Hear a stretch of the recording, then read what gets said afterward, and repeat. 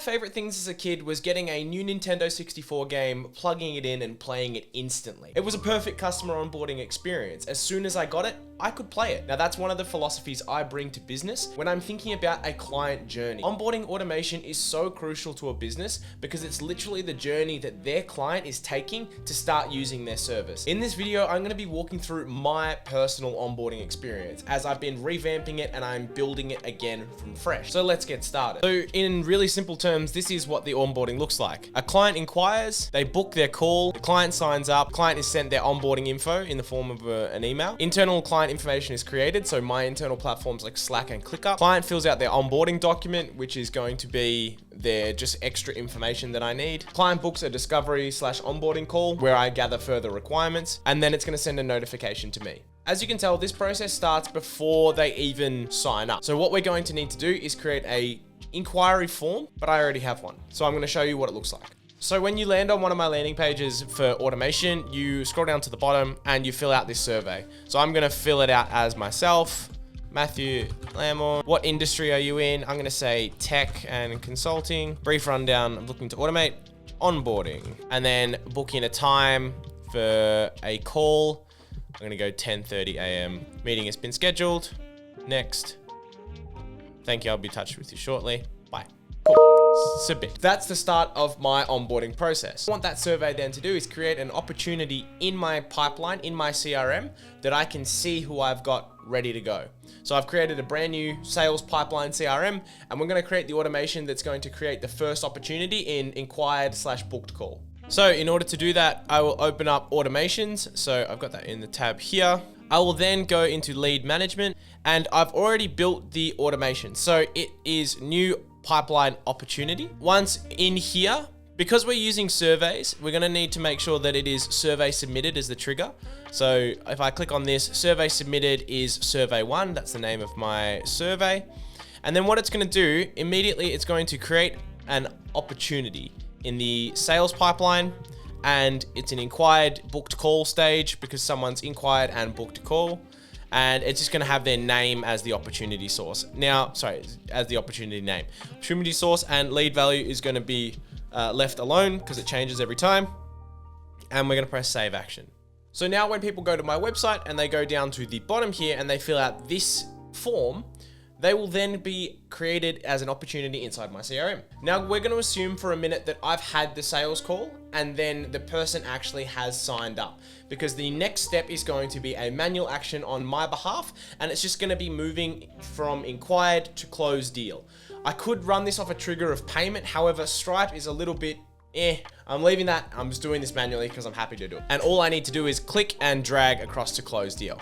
Now, when I want that to happen, I want GHL to take that information and then send it to Zapier. So what we're going to do is we're going to have a webhook that is going to send that information as soon as that pipeline status changes. Now, in order to do that, we're going to need another automation. Now, I've just created a very, very simple webhook from my pipeline status change trigger. So if we look at this here, in pipeline sales pipeline, when the pipeline stage is closed deal, then it will send this webhook out. Now, this webhook is nothing fancy. It's just a post with the URL that I've got in Zapier. So once we've done this and moved it to closed deal, this will then trigger. Now, what that does, I've got this set up in Zapier here, and I'm going to walk through each step. So the trigger is the catch of the hook. All a webhook is the ability for two applications to communicate real-time data. Think of it as fishing, and then it catches a hook. You know what I mean? So we've got it on catch hook as the event.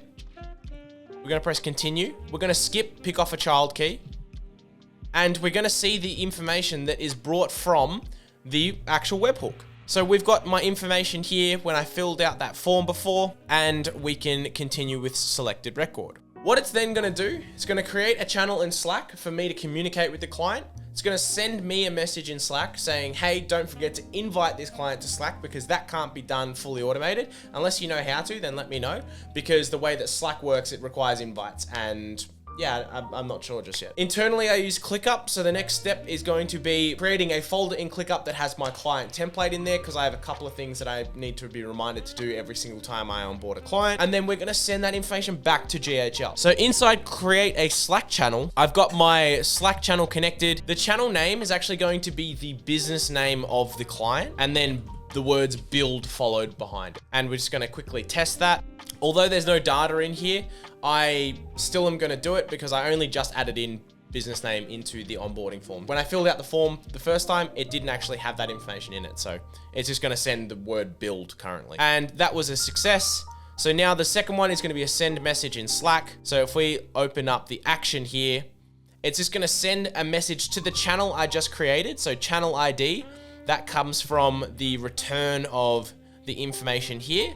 So channel ID is down here. And it's gonna say, hey, don't forget to invite the new client to Slack. And then I can quickly, easily do that inside Slack when I get the notification. It's gonna be sent as a bot, and it's gonna come from Opus, the onboarding bot. The robot face icon is what I'm going to use. I'm not gonna create a link to the Zap, and that's pretty much it. And that is it for Slack. The next step is to create a folder in ClickUp. So I've connected my account, I've selected the event create folder. I then look at the action, and the workspace is Knock-On's workspace. The space below that, so the child space, is my client space, which is just called Knock-On. And then the template that I'm using is the client template.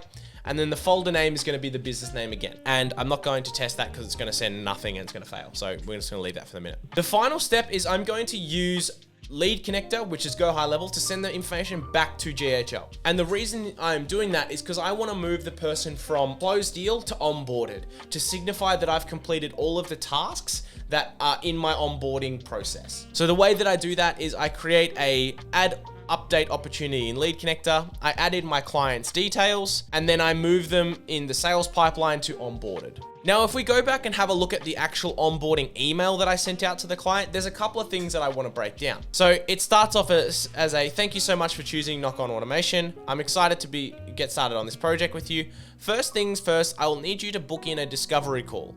Now, what the discovery call is where I go through with the client what they are really trying to get out of this build and break down what their customer journey actually looks like. So they're then sent this link. Secondly, I would love for you to join my Slack channel, and we just went over that. So this link here actually sends through to a calendar that they can book in a time that suits them, but also got a little bit more onboarding information in it. So if I open up calendars here, I'm gonna walk you through what that calendar actually looks like. So it's called Discovery Call. The duration is 60 minutes and it's a round robin. If we edit from the start, I'm gonna walk through the exact steps of how I set up the calendar as well. Now I use round robin so I can see the Zoom information up here as well. Just a bit of peace of mind. It's called Discovery Call. The description is let's get started and KOA Discovery Call, and the bottom is left the same. The availability, it's a 1 hour duration. The slot interval is 30 minutes. So the times that people can book are on the half an hour. So they can book in at 8, 8:30, 9, 9:30. So only one appointment per slot. So if you were doing like a restaurant booking system, you would want multiple appointments per slot so that people can book in at the same time for dinner. Whereas me, I don't want multiple people on a discovery call from different businesses, so it's just one. We've then got minimum scheduling notice is 1 day because I don't want to have to get a notification on the same day that I have a discovery call. It doesn't allow me time to prepare for it. And then the standard office hours apply, but this will reflect my personal calendar. And then in confirmation, the custom client onboarding form is the one that I've generated so that my clients can fill this out as we go through the process. So this is where I can gather information. I'm going to show you what it looks like. This is the client onboarding form. So it's first name, last name, phone, email, and what does success look like in this project, and also any credentials that you have to share with me. In the call, I tell them to change it to a generic password so then I can log in. And then when we have completed it, I share a LastPass folder with, so that when someone actually goes to onboard and they get that discovery call link, this is what it looks like. They get a Calendly looking widget. They can then select a time, they press continue, and then they fill out these details here. Now, what I've just noticed is that my pipeline doesn't actually cater for the entire process. So the onboarding stage, which is this one here, and that is triggered by the end of this Zapier zap, it actually just brings them to onboarded. What we actually need is a next step that says book discovery call. So I'm gonna edit that now. So the way that you edit a pipeline is you go into pipelines in the top left here. You select the pipeline you wish to edit. So for me, it's sales pipeline. And then I'm going to add a stage down the bottom and I'm going to call it booked discovery call.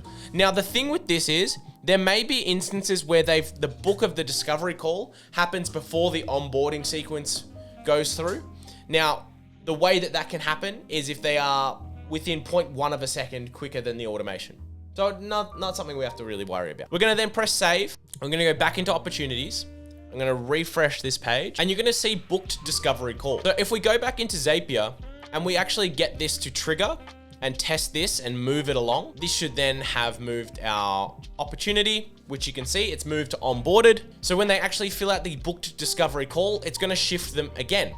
We need to create an automation to facilitate that. So inside of automation, so inside of our workflow list, we're going to create a new workflow. We're going to start from scratch. We're going to call it 3 booked discover call. And the workflow trigger is going to be when the appointment is booked. So what we're looking at here is we've selected appointment status and the event time is normal. The appointment status is confirmed in the calendar discovery call because we don't want this to move around when someone inquires. So we have to specify that it is the discovery call. And then what we will do in this is we will update the opportunity in sales pipeline to book discovery call, the contact's full name, and we're going to save. Now, if I fill out this with my information, matt@knockonautomation.com, Nintendo 64 vibes, schedule meeting, and the meeting has been scheduled. Now, just for good measure, I do want an email knowing when someone has booked in their discovery call, even though I get the confirmation email as well. I just like to know that someone has gone through the entire steps that they're required to go through when it comes to onboarding with me. And so what we're gonna do is set an internal notification, and it's going to be a SMS that says to me, all users, just me, hey Matt, new client onboarded. And then I'm just gonna put the contact's full name, and we press save. And that's it. So when someone signs up with me now, they go from being inquired all the way through to booked discovery call. And from there, I'll manually clear out my pipeline when it gets full. The thing with this is I want this process to be so seamless that when people encounter my service and they start working with me, it's so easy for them to do business with me. It leads to less buyer's remorse and it leads to more people talking about your service to other people. And quite frankly, your service is going to be your best marketing tool because people telling people is invaluable. Where I learned this was the N64 analogy, but also at Apple. When you purchase a phone at Apple, they then walk you over to the cases to make sure that your phone is going to be protected. Then they walk you over to the setup table where the same person or one of the team members then walks you through setting up that phone. So that when you walk out the door, you're gonna have a phone that's fully functional, ready to go, ready to use. There's no questions about how to use it. Apple made it so simple to get started and learn. I hope you found this valuable. If you want to rub shoulders with people doing this exact thing, you can follow the link below through my free course to understand how we do it and also join the Discord. If you are looking to do this in your business, then you can follow the link below to book in with me and go through this exact process. That's all for now. Bye.